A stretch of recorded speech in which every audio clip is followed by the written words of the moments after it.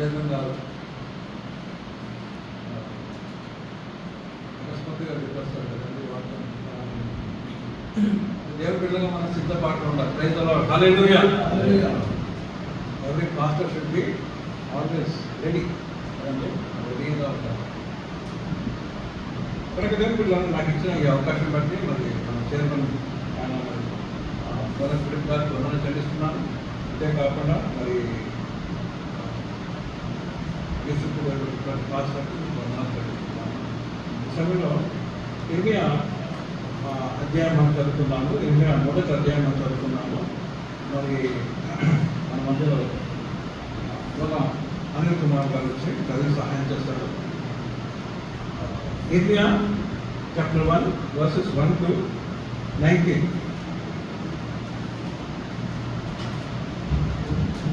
ఇర్మియా 1వ అధ్యాయము 1 నుంచి 19. బెన్యామీను దేశమందరి అనాతోతులో కాపురం ఉన్న యాజకులలో ఒకడై హిల్కీయా కుమారుడైన ఇర్మియా వాక్యములు ఆమోను కుమారుడైన యోషియా యూదా రాజులు ఉండగా అతని ఏలుబడి 13వ సంవత్సరమున యెహోవాకు ఇర్మియాకు ప్రత్యక్షమాయెను. మరియు యోషియా కుమారుడకు యెహోయాకీము యూదాకు రాజై ఉండగా, యోషియా కుమారుడకు సిద్కియా యూదాకు రాజై ఉండగా అతని ఏలుబడి 11వ సంవత్సరాంతం వరకును, అనగా సంవత్సరమున 5వ నెలలో యెరూషలేము చెరదీసుకుని పోబడి వరకును ఆ వాక్కు ప్రత్యక్షమగుచుండెను. యెహోవాకు నాకు ప్రత్యక్షమయ్యేలాగా సెలవిచ్చెను. గర్భంలో నేను నిన్ను రూపింపబడక మునిపే నిన్నెరిగితిని, నీవు గర్భము నుండి తీయబడక మునిపే నేను నిన్ను ప్రతిష్ఠించితిని, ప్రజలకు ప్రవక్తగా నిన్ను నియమించితిని. నందుకు అయ్యో ప్రభువు యెహోవా, చిత్తగించును, నేను బాలుడనే, మాట్లాడటకు నాకు శక్తి చాలదని నేను అనగా యెహోవా నాకు ఇలాగ సెలవిచ్చెను. నేను బాలుడనవద్దు, నేను నిన్ను పంపువారి యొద్దకు నీవు పోవలను, నీకు ఆజ్ఞాపించిన సంగతులన్నీ చెప్పవలను. వారికి భయపడకుము, నిన్ను విడిపించుటకు నేను నీకు తోడయ్యున్నాను. ఇదే యెహోవా వాక్కు. అప్పుడు యెహోవా చెయ్యి చాపి నా నోరు ముట్టి ఇలాగ సెలవిచ్చెను. ఇదిగో నేను నీ నోట నా మాటలు వచ్చి వెల్లగించుటకును, విరగొట్టుటకును, నశింపజేయుటకును, పడద్రోయుటకును, కట్టుటకును, నాటుటకును నేను ఈ దినమున జనముల మీదను రాజ్యముల మీదను నిన్ను నియమించి ఉన్నాను. మరియు యెహోవా వాక్కు నాకు ప్రత్యక్షమై, ఇర్మియా, నీకేమి కనబడుచున్నదని సెలవిచ్చినందుకు భాగము చెట్టు చువ్వ కనబడుచున్నదని నేను అనగా, యెహోవా, నీవు బాగుగా కనిపెట్టితివి, నేను చెప్పిన వాక్యమును నెరవేర్చుటకు నేను ఆతురపడుచున్నానన్ను. 2వ మారు యెహోవాకు నాకు ప్రత్యక్షమై, నీకేమి కనబడుచున్నదని సెలవేయగా, నేను మసలుచున్న బాణ నాకు కనబడుచున్నదని, దాని ముఖము ఉత్తర దిక్కునలో తిరిగి ఉన్నదని. అందుకు యెహోవా నాకు ఇలాగ సెలవిచ్చెను. ఉత్తర దిక్కు నుండి కీడు బయలుదేరి ఈ దేశ నివాసులందరి మీదకి వచ్చును. ఇదిగో నేను ఉత్తర దిక్కునున్న రాజ్యముల సర్వ వంశస్థులను పిలిచెదను.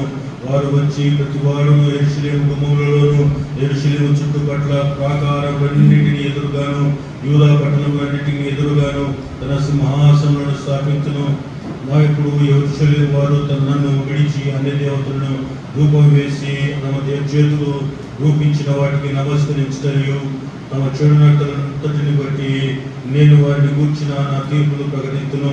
కాబట్టి నీవు నడుము పట్టుకొని నిలువబడి నేను నీకు ఆజ్ఞాపించినదంతయు వారికి ప్రకటన చేయుము. భయపడకుము, లేదా నేను వారి ఎదుట నీకు భయం పుట్టించును. యూదా రాజుల యొద్దకు కానీ, ప్రధానుల యొద్దకు కానీ, యాజకుల యొద్దకు కానీ. Thank you pastor Anil Kumar గారు. ఈ సమయంలో దేవుడిలాగా ప్రార్థన చేసుకున్నాం. పరిశుద్ధుగా మహోన్నతుగా మా దేవాలయం తండ్రి, ఈ వాక్యంలో ప్రవేశపెట్టడానికి అవకాశం పెట్టుకున్నాను. నన్ను శివాచారం బాధపడి మీరే నా ద్వారా మాట్లాడి మీరే మహిమ ఏసుక్రీస్తున్నాను అనుకున్నాను. దేవుడిలాగా ఇక్కడ ఏదైతే జీవితం మనం చూస్తున్నాము. మొదటిగా ఈ అధ్యాయం మనం చూస్తున్నాం ఏంటంటే, ఫస్ట్ చాప్టర్లో మరి ద కాలింగ్ ఆఫ్ ఇర్మియా ద ప్రాఫెట్ కదండి. ఇర్మియా మరి ప్రవక్త అయిన ఇర్మియాను దేవుడు ఏ విధంగా పిలుచుకున్నాడో ఇక్కడ మనం చూస్తున్నాం. అయితే దేవుడు వాళ్ళకి ఏం చూస్తున్నామంటే దేవుడు మరి మన అందరినీ పిలుచుకున్నప్పుడు ఒక ఉద్దేశము కలిగి ఉన్నాడు. అంటే మనందరినీ పిలుచుకున్నప్పుడు ఒక ఉద్దేశం కలిగి ఉన్నాడు. మరి మన జీవితంలో మరి చిన్నప్పుడే మన పుట్టక ముందే నేను ఎదిగినానని చెప్పేసి నేను ఏమిచ్చినానని చెప్పేసి మనం చూస్తున్నాం. 4వ వచనం మనం చూస్తాము. దయచేసి 4వ వచనము. యెహోవా వాక్కు నాకు ప్రత్యక్షమై ఇలా సెలవిచ్చెను, గర్భములో నేను నిన్ను మునిపే నిన్ను ఎరిగితిని అంటున్నాను. నీవు గర్భము నుండి భయపడక మునిపే నేను నిన్ను ప్రతిష్ఠించితిని అంటున్నాడు కదండి. జనులకు ప్రవక్తగా నేను నియమించింది. ప్రైజ్ ది లార్డ్, హల్లెలూయా. ఇక్కడ మరి ఆయన పుట్టకముందే మరి ఆయనని ఎరిగి ఉన్నాను అని అంటున్నాడు. అంతేకాకుండా అది నేను మరి ప్రతిష్ఠించింది అంటున్నాను కదండి. కనుక దేవుడు మనందరినీ ఒక పని గురించి ప్రతిష్ఠించినాడు, ఒక పని గురించి మనల్ని నియమించినాడు కదండి. అది మనకి తెలియదు. బాల్యంలో కొన్నిసార్లు మన సొంతగా మనం జీవిస్తున్నాము. కానీ దేవుడు మరి ఏం చేస్తాడంటే అది తప్పకుండా ఒకరోజు గాలం వేసి మనల్ని పట్టుకొని లాక్కొని వస్తాడు మన సేవకి. రైతుల్లో హల్లెలూయా కదండి. అయితే దేవుడు ఇరిమియా జీవితంలో చూసుకున్నట్టే తను బాలుడుగా ఉన్నప్పుడే మరి నేను ఎరిగి ఉన్నాను. అంటే ఈ సమయంలో తను మరి చిన్న ప్రాయంలో ఉండవచ్చు, మరి బాలుడుగా కాకుండా చిన్న అంటే మాట్లాడే స్థితిలో ఉన్నాడు. మేబీ యంగ్ టీనేజర్ కదండి. అయితే చూసినప్పుడు మరి తను ఏమంటున్నాడంటే అయ్యా నేను బాలుడని అంటున్నాడు. ఏమంటున్నాడు? నేను బాలుడని అంటున్నాడు. ఐఎమ్ చైల్డ్ అంటే ఆమె యంగ్స్టర్ అని అంటున్నాడు. ఈ విధంగా దేవుడు ప్రతి ఒక్కరు మరి దేవుడు పిలిచినప్పుడు ఏం చేస్తున్నారంటే, ముఖ్యంగా యవనస్తులు ఏం చేస్తున్నారంటే ఇప్పుడేనా అంటారు. ఏనండి, దేవుడు నేను సేవ పిలుస్తున్నానంటే యవనస్తులు ఏమంటారంటే ఇప్పుడైనా నేను లైఫ్లో సెటిల్ కావాలి, నా స్టడీస్ కంప్లీట్ చేసుకోవాలి, ఉద్యోగం సంపాదించుకోవాలి, ఆ తర్వాత నేను మరి వివాహం చేసుకోవాలి. ఈ విధంగా అనేక సార్లు చెప్పి నేను ఆ తర్వాత నేను సేవలకు వస్తానని చెప్పేసి మరి తప్పించుకుంటా కదండి. దేవుడు ఏమంటున్నాడు అంటే నీవు బాలుడవు అనవద్దు అంటున్నాడు. ఆ విధంగా అనవద్దు. Don't say I'm a child, don't say I'm young person కదండి. యంగ్ పర్సనే కావాలి కదండి. సెవెన్ చూసినప్పుడు మనము మన చూసిన కార్యంలో మనం చూసానికి మరి 6వ అధ్యాయం 7వ అధ్యాయం చూసినాం కదా. స్టెఫను మరి యవనస్తుడు కదండి. యవనస్తుడు పరిశుద్ధాత్మ చేత నింపబడిన వాడు. మరి ఎంత గొప్ప మరి తన చిన్న వయసులో అంటే షార్ట్ స్పాన్ ఆఫ్ లైఫ్ కదండి. ఆయనకి దేవుడు ఎంతకాలం ఇచ్చినట్టే కొద్ది కాలం ఇచ్చినాడు, అయినప్పటికీ గొప్ప సేవ తను చేసినాడు. అదేవిధంగా మరి తను మా దేవుడి కొరకు హతసాక్షిగా అయిపోయినాడు కదండి. 7వ అధ్యాయం మనం చూస్తాము. ఆ అపొస్తలుల కారణం తను చెప్పిన మరి ప్రసంగం అంతా 7వ అధ్యాయంలో మనం చూస్తాం. గొప్ప ప్రసంగం కదండి. దేవుని స్తోత్రం హల్లెలూయా. కనుక నేను బాలుడను అనవద్దంటున్నాను కదండి. ఈ దినంలో మనం చూస్తున్నాం దేవుడు మన ప్రియారిటీస్ అంతా ఏ విధంగా అయిపోయినంటే మరి ఎస్పెషల్లీ తెలుగు రాష్ట్రాల్లో మనం ఏ విధంగా అయిపోయినట్టే మన పిల్లలు మరి 10th క్లాస్లో మంచి మార్క్స్ రావాలి, ఇంటర్మీడియట్ మంచి మార్క్స్ రావాలి, ఎంసెట్ చదవాలి, ఆ తర్వాత బీటెక్లో కావాలి, ఆ తర్వాత ఎక్కడ పోవాలి, అమెరికా వెళ్ళాలి. ఇదే మన ప్లాన్. కానీ నా కుమారుడు సేవకుడు కావాలని చెప్పేసి సాధారణంగా అనుకోం కదండి. కనుక దేవుడులారా మరి ఇంకోటి ఏంటంటే కొన్ని సంవత్సరాల క్రితము మరి కుటుంబంలో ఒకరిని సేవ కల్పించేవారు. ఆ విధంగా ఉండేది. ఇప్పుడు కుటుంబంలో ఒకరి సేవ అని చెప్పేసి ఎవరు అనిపించట్లేదు కదండి. అంతా మరి హైయర్ స్టడీస్ గుడ్ లైఫ్ కదండి, గుడ్ ఫ్యూచర్ అంతే. మనం ఏం చేస్తున్నామంటే మరి ఈ విధంగా అయిపోతున్నాం. కానీ దేవుడు తను పిలిచినప్పుడు నేను బాలుడను అన్నప్పుడు ఏమంటాడు, ఈ బాలుడను అని అంతేకాకుండా 7వ వచనం చూసినట్టంటే మరి నేను పంపినప్పుడు నేను వారికి భయపడకు అంటున్నాను. రైతులు హల్లెలూయా. జీవితంలో మనకి భయం అనేది ఉంటుంది కదండి. భయం అనేది ఉంటుంది.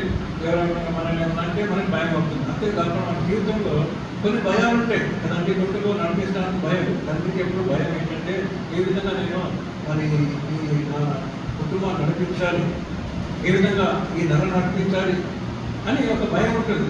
మరి పిల్లలు ఎదుగుతుంటే వాళ్ళకి స్టడీస్కి కదండి, మరి వాళ్ళకి ఫీజు ఏ విధంగా కట్టాలి, లేక అనారోగ్యమైనప్పుడు ఏ విధంగా నేను మరి హాస్పిటల్కి బిల్స్ పే చేయాలి, ఈ విధంగా అనేక భయాలు ఉంటాయి.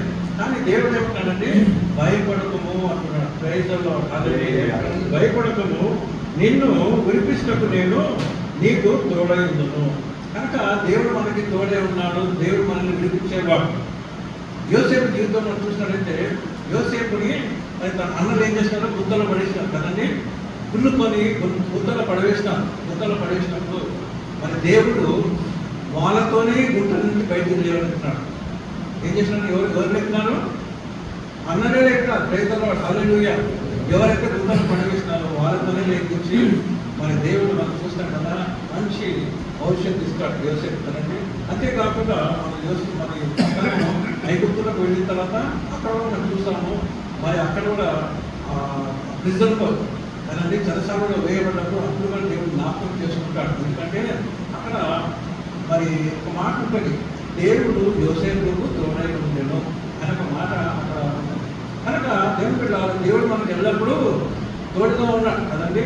మరి మనం చూస్తాం యోసేపు పైకి లేవనెత్తి ఏం చేసినాడండి, అతన్ని ప్రైమ్ మినిస్టర్ ఆఫ్ ఈజిప్ట్ చేసినాడు కదండి.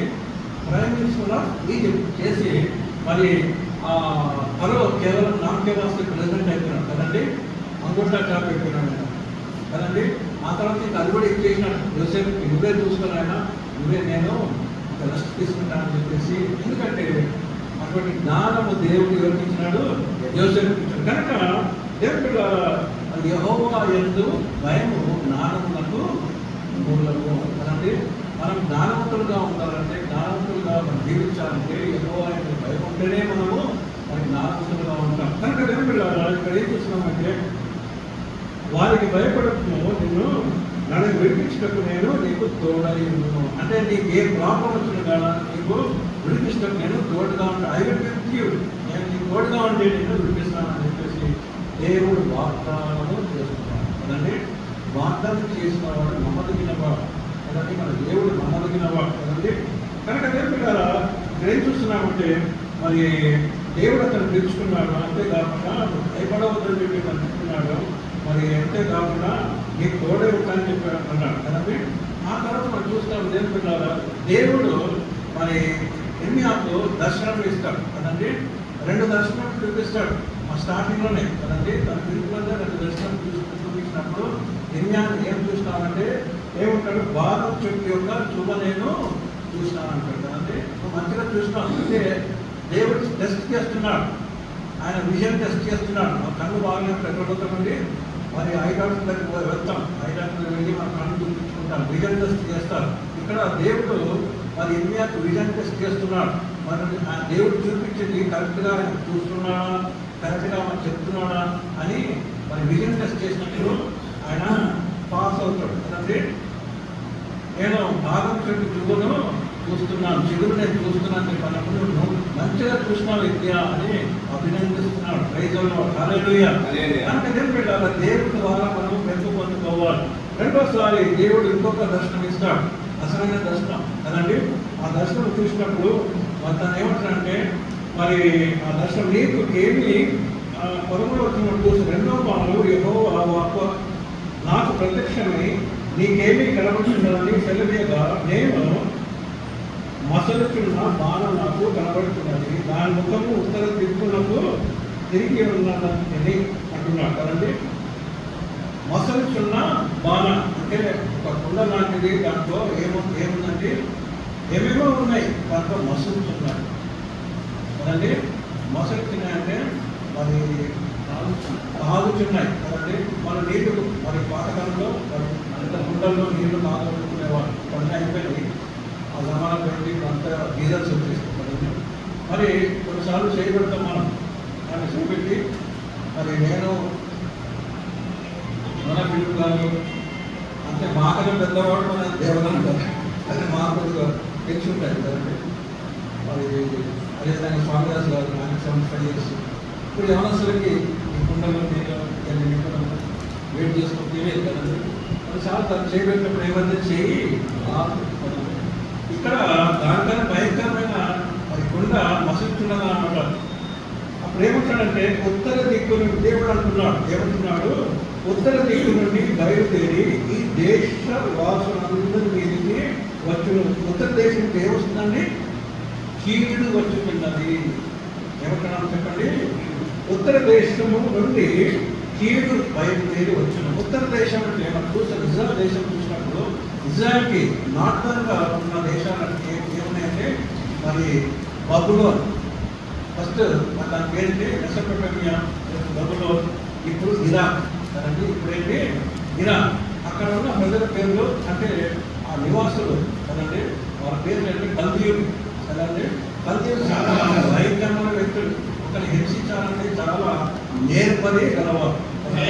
అశ్షూరీయులు, ఈ కల్దీయులు చాలా మరి భయంకరమైన వ్యక్తులు కదండి. అయితే దేవుడి ఉత్తర దిక్కున ఉండేవాళ్ళు ఎవరండి? ఈ బబులోనులో ఉన్నవాళ్ళు కల్దీయులు. ఈ కల్దీయులు వచ్చి ఏం చేస్తారంటే ఉత్తర దిక్కు నుండి బయలుదేరి ఈ దేశ నివాసులందరి మీదకి వచ్చునంటే ఈ దేశం మీదకి కల్దీయులను పంపిస్తున్నాను దేవుడు చెప్పినప్పుడు దేవుడు ఇర్మియా జీవితంలో ఏమవుతుందండి? తను వెళ్ళి సువార్త ప్రకటించాలి కదండి. మరి ఈ మాటలు చెప్పాలి. 15వ వచనం మనం చూస్తాం, ఇంకా క్లియర్గా దేవుడు చెప్తాడు ఏంటంటే, ఇదిగో నేను ఉత్తర దిక్కున ఉన్న రాజ్యముల సర్వ వంశస్థులను పిలిచెదను. వారు వచ్చి ప్రతి వాడును యెరూషలేము గుమ్మములను, యెరూషలేము చుట్టూ ప్రాకారము అన్నిటికీ ఎదురుగాను, యూదా పట్టణములన్నిటికీ ఎదురుగాను తమ సింహాసనములను స్థాపించును. అంటే వాళ్ళు వచ్చి ఏమంటారు? సెటిల్ అయిపోతారు. ఎవరండి? బబులోను వాళ్ళు దేవునికి అయిష్టమైన వాళ్ళు, దేవునికి మరి ఇశ్రాయేలు ప్రజలకి మరి ఎంతో మరి అపోజిట్గా ఉన్న వాళ్ళు ఏం చేస్తారంట? యెరూషలేము చుట్టూ వచ్చి ముట్టడి చేస్తారని చెప్పేసి ఇక్కడ దేవుడు చెప్తున్నాడు కదండి. అయితే మనం చెప్పిన తర్వాత మళ్ళీ మనం చూస్తాము 15వ అధ్యాయంలో 17వ వచనంలో, భయపడకుము, లేదా నేను వారి ఎదుట నీకు భయము పుట్టించను.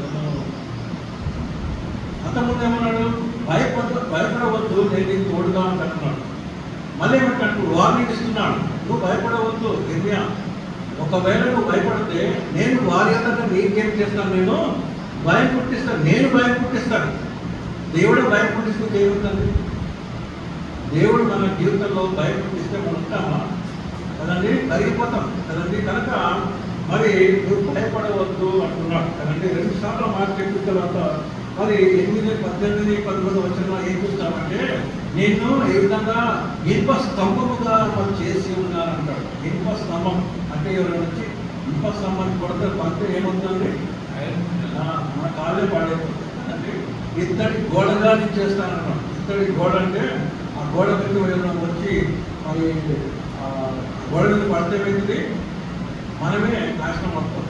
అంతేకాకుండా ప్రాకారం మనం గోడగా చేస్తాను, పట్టణముగా చేస్తాను చెప్పేసి మరి దేవుడు తనతో చెప్తాడు, వాగ్దానం ఇస్తాడు కదండి. మరి దేవుడు కాదు ఈ విధంగా చెప్పినప్పుడు, తను బయలుదేరి వాక్యం చెప్పినప్పుడు అతనికి శ్రమలు స్టార్ట్ అవుతాయి కదండి. ఇర్మియా దేవుని చేత ఏర్పరచబడిన ప్రవక్త కదండి, గొప్ప ప్రవక్త. మేజర్ ప్రాఫిట్స్ అంటారు బైబిల్ స్టడీస్లో, మనకు అందరూ తెలుసు కదా. మేజర్ ప్రాఫిట్స్, మైనర్ ప్రాఫిట్స్ ఉంటారు కదండి. ఈయన మేజర్ ప్రాఫిట్ కనుక దేవుడు ఇంత గొప్ప ప్రవక్త మనం చూస్తున్నాము. దేవుడి చేతలో మనం వాడబడుతున్న ప్రవక్త మరి ఆయన బయటకు వెళ్ళినప్పుడు స్వార్థ మరి దేవుడు చెప్పింది ఆయన మనం చెప్తుంటే వాళ్ళు ఏం చేస్తారంటే, ఆహా నీవు మా శత్రువు అయిన బబులోను వాళ్ళతో కలిసి ఉన్నావా అని అతన్ని హింసలు పెట్టడం స్టార్ట్ చేస్తాడు. అందుకనే దేవుడు ముందుగానే అంటాడు, నువ్వు వాళ్ళు భయపడద్దు, వాళ్ళు చూసి భయపడద్దు కదండి. భయపడద్దు, నేను చెప్పేది చేస్తూనే ఉంటారు, నేను చెప్పేది చెప్తూనే ఉన్నారు అన్నప్పుడు దేవుడు అతను వెళ్ళి మరి దేవుడు చెప్పింది మనం చెప్పినప్పుడు ఏమైందంటే ఆయనని హింసిస్తారు కదండి. ఎరుషలేం గురించి ప్రవచనం చేస్తాడు. 38 అధ్యాయంలో 37 మరి అధ్యాయంలో మనం చూస్తాం. 8 నుండి 10 వరకు మనం చూసినప్పుడు మరి అక్కడ ప్రవచనం చేసినప్పుడు మరి వాళ్ళు హింసలు స్టార్ట్ చేస్తారు. తనని భయంకరంగా హింసలు మరి తనని హింసించడం స్టార్ట్ చేస్తారు. అంతేకాకుండా మరి 37 అధ్యాయంలో 15 నుంచి 21 వచనం చదువుతున్నప్పుడు అక్కడ కూడా ఏం చేస్తారంటే తనని ఏం చేస్తారు, బందీఖానాలో వేస్తారు, ప్రిజన్లో వేస్తారు కదండి. కానీ జైల్లో వేస్తారు. జైల్లో వేసి ఏం చేస్తారంటే మరి ఆ రోడ్డు మీద ఉన్న మరి రొట్టెలు తయారు చేసే వీధి అంటారు. అంటే ఆ రోడ్ అంతా ఏం తయారు చేస్తున్నారు, రొట్టెలు తయారు చేసేవాళ్ళు కదండి. బేకర్ స్ట్రీట్ అని చెప్పేసి మరి ఇంగ్లీష్లో మనము అనవచ్చు కదండి. కనుక నేను కూడా అక్కడ నుంచి ఆయనకి డైలీ కొద్దిగా రొట్టె ఆయనకి ఇవ్వటము, కొద్ది నీళ్లు ఇవ్వటము రేషన్గా అతన్ని ఇచ్చి బాధ పెట్టున్నారు కదండి. బాధ పెట్టిన ఒక మరి దేవుడి చేత ఏర్పరచబడిన మన సేవకుని బాధ పెట్టినట్టు మనం చూస్తున్నాం. దేవుడు తను ఏం చెప్తున్నా అంటే మీరు మారకపోతే, ఎందుకంటే వీళ్ళు ఏం చేస్తున్నారు ఇశ్రాయేలు ప్రజల్లో, దేవుడు ఏం చెప్తున్నాడండి నిర్గమకాండంలో 20 అధ్యాయంలో చూస్తాం కదా. 18 దేవుడు ఇచ్చినాడు మోషేకు కదండి. ఏమంటాడు, నేను తప్ప వేరే దేవుడు నీకు ఉండటానికి వీల్లేదు. You shall not have any other god except me అని అన్నప్పుడు దేవుడు అక్కడ చెప్తుంటే వీళ్ళు అప్పుడే కింద ఏం చేస్తారండి, ఆరోని కదండి, ఆరోని దూరం చేసుకుని ఆరోని ఏం చేస్తారండి, పరేషాన్ చేసేసి ఆయనని దూడను రాజ్యం చేసేసి దూడని మొక్కుతున్నారు. నువ్వే మా దేవుడు, నువ్వే మనని 5 నుంచి బయటికి తెప్పించినావు అని చెప్పేసి. అంటే మనుషులకి ఏం కావాలంటే ఒక ఆబ్జెక్ట్ కావాలి, మనుషులకి ఒక ఆబ్జెక్ట్ కావాలి. ఒక ఆబ్జెక్ట్ దీన్ని పట్టుకుని నీవే మా దేవుడు కదండి, నీవే మా దేవుడు అంటే కనబడాలన్నమాట. కళ్ళు కనబడాలి, ఆత్మీయ కళ్ళు పక్కకు పెట్టేస్తున్నాం. ఏం చేస్తున్నారంటే ఆత్మీయ కళ్ళతో దేవుని చూడకుండా న్యాచురల్ ఐస్తో కనబడేది చూస్తున్నారు. కనుక ఆ దూరం కట్టుకుని ఆరాధన చేస్తుంటే దేవుడు మరి అక్కడ మీద ఆయన చెప్తున్నా అంటే నేను తప్ప వేరే దేవుడు నీకు ఉండడానికి వీల్లేదు. ఇస్రాయేల్ ప్రజలు అదే చేస్తున్నారు. మళ్ళీ ఇక్కడ ఇర్మియా మరి గ్రంథంలో మనం చూస్తుంటే వాళ్ళు ఏం చేస్తున్నారంటే అన్య దేవతలకు పూజలు చేయడం స్టార్ట్, అన్య దేవతలను ఆరాధన స్టార్ట్ చేస్తారు కదండి. కనుక దేవుడు అది చెప్తున్నాడు, మీరు మానివేయండి, అన్య దేవతలను మానివేయండి. మానివేస్తే నేను మీకు తోడుగా ఉంటాను చెప్తుంటే వాళ్ళు మానట్లేదు. ఈ మాట చెప్తున్నాడు. ఇంకేం చెప్తున్నాడు ఏమియా, మీరు చేయకపోతే కల్దీయులు లేక బబులోను వాళ్ళు వచ్చి ఏం చేస్తారంటే మరి ఇస్రాయేల్ దేశం నాశనం చేస్తారు, యెరూషలేము పట్టణంలో నాశనం చేస్తారంటే వాళ్ళు నమ్మట్లేదు. ఇంకా ఆయన పట్టుకొని హింసిస్తున్నారు. మంచి ప్రవర్తన చెప్పవా అంటున్నారు కదండి. మంచి ప్రవర్తన చెప్పవా, మా గురించి మంచిగా చెప్పవా అంటే మనుషులు తగ్గట్టు కొన్నిసార్లు నా గురించి మంచిగా చెప్పాలని చెప్పేసి కొంతమంది అనుకుంటారు కదండి. దేవుడు చెప్పేది ఎట్లా ఉంటుందంటే కొంచెం చేదుగా ఉంటుంది కదండి. దేవుడు మనం చెప్పేది కరెక్ట్గా ఉంటుంది కానీ కొన్నిసార్లు చేదుగా ఉంటుంది, కొన్నిసార్లు క్షేమకరంగా ఉంటుంది. అయ్యో వీళ్ళు ఏమనుకుంటారని చెప్పేసి మన బాధతో మరి వాళ్ళకి సరైన మరి ప్రవర్తన చెప్పకుండా కదండి మనకు తోచిన వాళ్ళకి చెప్పేస్తే ఏమంటే దేవుడు ఇష్టపడు కదండి. కనుక దేవుడు మనం చెప్పిందే చెప్తారు కనుక. కనుక ఈ విధంగా యెరూషలేము నాశనం అవుతుందని చెప్పినప్పుడు మరి వాళ్ళు అస్సలు ఒప్పుకోవట్లేదు. ఏం చేస్తున్నారంటే ఈయనని ఇంకా బాధపెట్టాలంటే మా యెరూషలేము పట్టణము నాశనం కావాలని, అది కూడా మా శత్రువులైనా మరి బబులోను వారితో మా నాశనం చేయించాలని నువ్వు ప్లాన్ చేస్తున్నావు అని చెప్పేసి అక్కడ చాలా హింసిస్తారండి. ఎందుకు ఈ మాట చెప్తాను, శ్రమల కాలంలో మనం ఉన్నాం కదండి. శ్రమల దినములలో మనం ఉన్నాం. మన ప్రభు మన దగ్గర ఎన్ని శ్రమలు పొంది మరి మనకి రక్షణ అందించడం మనం చూస్తున్నాం. కనుక ఇక్కడ మరి చివరికి మనం ప్రవచనం చేసినట్టే దేవుళ్ళ 39వ అధ్యాయంలో మొదటి 2 వచనాలు చూసినట్టే నెబుకద్నెజర్ అనే రాజు బబులోను నుంచి వచ్చేం చేస్తాడు, మరి యెరూషలేముని ముట్టడి చేసి నాశనం చేస్తాడు కదండి. మొత్తం నాశనం చేస్తాడు. యెరూషలేములో మరి ఏ విధంగా యెరూషలేము మందిరంలో సొలొమోను ఏం చేస్తాడు, బంగారంతో షీట్స్ తయారు చేసి బంగారంతో మొత్తం కవర్ చేస్తాడు. మనం ఏం చేస్తాము, బిల్డింగ్ కట్టిన తర్వాత గప్పం పెట్టి ప్లాస్టింగ్ చేస్తుంటాం. కానీ సొలొమోన్ ఏం చేస్తాడంటే ప్యూర్ మేలు బంగారంతో ఆయన తొలగించిన మొత్తం ఎవ్రీథింగ్ ఫుల్ ఆఫ్ గోల్డ్. ఆ బంగారం అంతా తీసుకొని వెళ్ళిపోయి రెస్టారెంట్ నాశనం చేసినారు. ఆ రెస్టారెంట్ దేవాలయంలో కాలబెట్టుకుంటున్నారు. కనుక దేవుడు 3 విడతలుగా పరిశ్రమ ప్రజల్ని ఏం చేస్తారు, అక్కడ నుంచి బబులోనికి తీసుకొని వెళ్తారు. అక్కడ 70 సంవత్సరాలు వాళ్ళు శ్రమలో ఉంటారు. కనుక దేవుడు ఇవన్నీ జరిగినాయి. కానీ వాళ్ళు ఇంకా ఏమవుతున్నారంటే మరి ఇండియాకు అగేన్స్ట్గానే ఉన్నారు. కనుక దేవుడు ఏం చేస్తున్నామంటే 586 BCలో మరి నెబుకద్నెజరు ఏం చేశాడంటే ఇశ్రాయేల్ దేశం దేశం విడిపెట్టి జెరూసలేం పట్టణాన్ని ఏం చేసినాడో నాశనం చేస్తున్నాడు తెలుసుకోవాలండి. కనుక దేవుడు 39వ అధ్యాయంలో 17 వరకు దేవుడు మళ్ళీ మాట్లాడతాడు. కనుక దేవుడు ఈ ఇర్మియా అనే ప్రవక్తని ఎన్నో శ్రమలు పెట్టినారు. కానీ భయంకరమైన శ్రమలు పెట్టినారు కాబట్టి మరి చివరికి ఒకసారి చేసిన గుత్తలు కూడా పడేస్తారు. ఒక బావిలో పడేస్తారు. బావిలో పడేసినప్పుడు తెలుసుకున్న ఒక నపంసకుడు ఇన్ఛార్జ్ ఏం చేస్తారంటే రాజు చెప్పేసి అతను బయటికి తీస్తారు. ఎరేమియా అంటాం మనం. ఎరేమియా అంటే దాని అర్థం ఏంటి? ఎరేమియా మాస్టర్ అందరూ ఉన్నారు బైబిల్లో. హల్లెలూయా. ఎరేమియా అంటే దాని అర్థం ఏంటంటే యెహోవా విల్ లిఫ్ట్ అప్.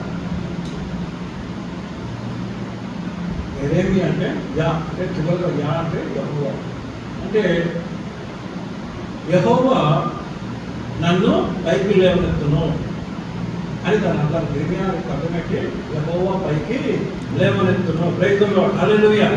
అతని జీవితంలో జరిగింది అది. ఆ గుర్తులో పడేసినప్పుడు దేవుడు అతన్ని తిరిగి వీధికి లేవనెత్తుకున్నాడు. అంతేకాకుండా దేవుడు ఎన్నో హింసలు పెట్టిన తర్వాత తను మరి ఐగుప్తుకి పారిపోయేటట్టు చేస్తాడు. దేవుడు ఏర్పరచుకున్న ఒక ప్రవక్త కదండి. మేము చూస్తున్నామంటే మరి దేవుడు ఏం చెప్తున్నట్టు మనకి, నేను నిన్ను విడువను ఎడబాయని చెప్పాను కదండి. మన జీవితంలో మరి మనము నిజం చెప్పినప్పుడు ఏమవుతుందంటే మనకి ప్రాబ్లమ్ స్టార్ట్ అవుతాయి కదండి. నిజం చెప్పినప్పుడు, సత్యం చెప్పినప్పుడు కదండి. వేసుకోవాలి నేనే మార్గమును సత్యమును జీవము కదండి. Is the truth. మనము ఆయన వెంబడించే వాళ్ళు కనుక మరి మనము సత్యంలో ఉంటాం. కనుక దేవుడు ఈ సమయంలో జీవితం వేసుకుంటూ ఏమన్నానంటే మత్తయి సువార్త 5వ అధ్యాయంలో 10 నుండి 11 వరకు చదివితే మాథ్యూ 5:10-13 ఇక్కడ ఏమంటాడంటే శ్రమలు మీకు వస్తాయన్నాడు కదండి. ఏమొస్తాయి? మరి నీతి నిమిత్తము హింసించబడిన వారు ధన్యులు అని వేసుకోవడం చెప్తాడు కదండి. కనుక నీతి నిమిత్తం అంటే మన విశ్వాస నిమిత్తం మనము హింసించబడినప్పుడు ధన్యులం. అంటే మన విశ్వాసంలో యేసు ప్రభులో మన విశ్వాసం కదండి. ప్రయత్నంలో హల్లెలూయా. ఏదో విషయం గురించి విశ్వాసం కాదండి. మన విశ్వాసం ఎవరి మీద? యేసయ్య మీద మన విశ్వాసం ఉంది కనుక మనము యేసయ్యలో ఉన్నప్పుడు, యేసయ్యను నమ్ముకొని యేసయ్యను వెంబడించేటప్పుడు ఇష్టం ఏమన్నాడంటే నన్ను వెంబడిస్తే మీకు ఏమొస్తాయి? శ్రమలు వస్తాయి కదండి. మరి కానీ దేవుళ్ళ చాలా సంఘాలు మనం చూస్తుంటాం. దీవెనలు చెప్తే చెప్తుంటారు తెలుసుకోవాలి కదండి. దీవెనలే చెప్తారు, శ్రమలు అసలు చెప్పరు.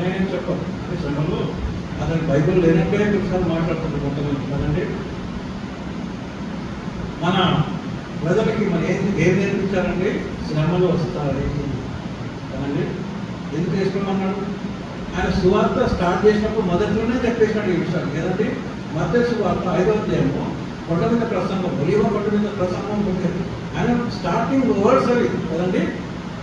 స్టార్టింగ్ వర్డ్స్ అంటే దాన్ని ఏమంటాడంటే నీతి నిమిత్తము హింసించబడిన వారు ధన్యులు. నా నిమిత్తం మిమ్మల్ని మరి అనేక విధాలుగా హింసించినప్పుడు మీరు ధన్యులు, ఆనందించుడి, సంతోషించుడి అని చెప్పేసి అనేక విషయాలు చెప్తారు కదండి. అంతేకాకుండా నేను మీకు తోడుగా ఉన్నానని చెప్పేసి అక్కడ 8 నుంచి 13 సంవత్సరాలు మనం చూసినట్టే అక్కడ చక్కగా రాబడి కదండి. అవి మర్చిపోయి మనం ఎప్పుడు బ్లెస్సింగ్స్ మనకు ఆల్రెడీ ఇచ్చేసినట్టు కదండి. ఎఫ్ఎస్సి గ్రంథంలో మొదటి అధ్యాయంలో మనకి చూస్తాం కదండి. ఎఫ్ఎస్సి గ్రంథంలో మొదటి అధ్యాయంలో అక్కడ మనం చూస్తాం ఏముంది మనల్ని మరి దేవుడు ఆల్రెడీ దీవించినాడు కదండి. దేవుడు ఆల్రెడీ మనం దీవించినాడు కనుక దేవుడు మరి ఎర్మియా జీవితంలో ఏర్పరచుకున్న వాటితో జీవితంలో ఎందుకు ఈ మాట అంటే మనం అంతా ఏర్పరచబడిన ప్రయత్నంలో హల్లెలూయా.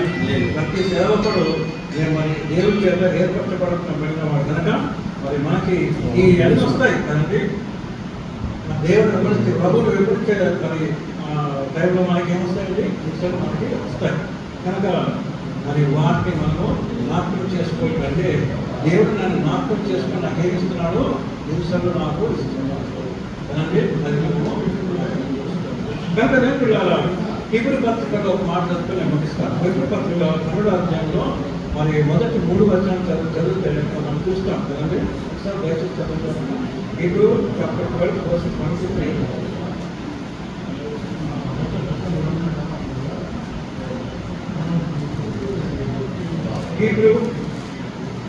హీబ్రూ రాష్ట్ర పత్రిక 12వ అధ్యాయము మరి మొదటి 3వ వచనం చూసుకుంటే ఎంత గొప్ప సాక్షి సమూహము మేఘం మనలను ఆవరించి ఉన్నట్లు ఉందన్న మనము కూడా ప్రతి భారమును సులువుగా చిక్కుల పెట్టు పాపము విడిచిపెట్టి విశ్వాసమునకు కర్తయు దాని మనసాసక్తులు వాడైన యేసు వైపు చూచుచు మన ఎదుట ఉంచబడిన బంధంలో ఓపికతో పరిగెత్తుకున్న ప్రయత్నంలో హల్లెలూయా.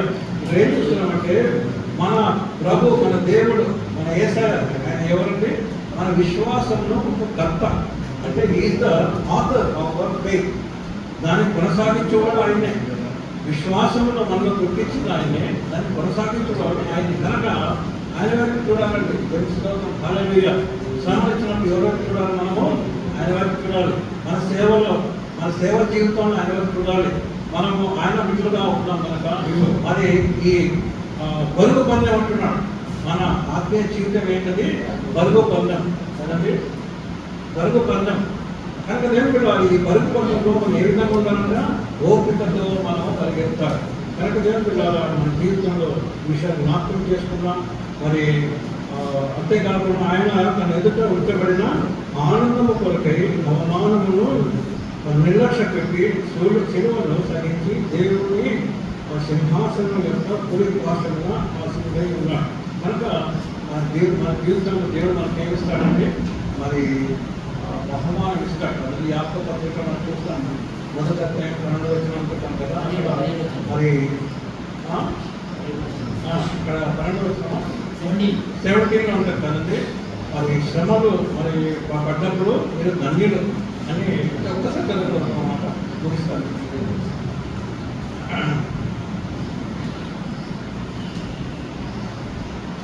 శ్రమలు మన జీవితంలో ఇచ్చినప్పుడు, హింసలు మన జీవితంలో ఇచ్చినప్పుడు మీరు ధన్యులు అని అక్కడ మరి అవి ఏమిటంటే మీకు జీవిత కిరీటము మీకు ఇవ్వబడుతుంది అని అక్కడ క్లియర్గా ఉంది. కనుక పిల్లల మరి గత కాలంలో మనం చూసినాం కదా, అనేక సేవకులు చనిపోయినారు, ఇంకా హింసిస్తున్నారు. ఈ లిస్ట్ ఉంటుంది కదండి. ఈ లిస్ట్ అనేది హింసలు మరి ఈ లిస్ట్ అనేది ఉంటుంది. మరి 11వ అధ్యాయంలో ఏమన్నాడు? ఇంత గొప్ప సాక్షి సమూహము అది అయిపోయింది. మేఘం వల్ల అది అయిపోయింది. అంటే వాళ్ళ లిస్టు భద్రంగా ఉన్నది. ఇప్పుడు జరిగేది మన లిస్ట్ అనమాట. అక్కడే మనం రెడీగా ఉన్నాము, ప్రభుగా ఉన్నాము. ఏ ప్రాబ్లం వచ్చినా కూడా ప్రభు ఏమన్నాడు? తోడై ఉన్నాను కనుక భయపడవద్దు అన్నమాట. భయపడుతున్నాం, ఎవరు భయపడుతున్నాం, మనం ముందుకు వెళ్దాం. దేవుడి మాట మన దేవుడు బలపరచుకు దాకా మరి దేవుడి మాటలు. Thank you very much for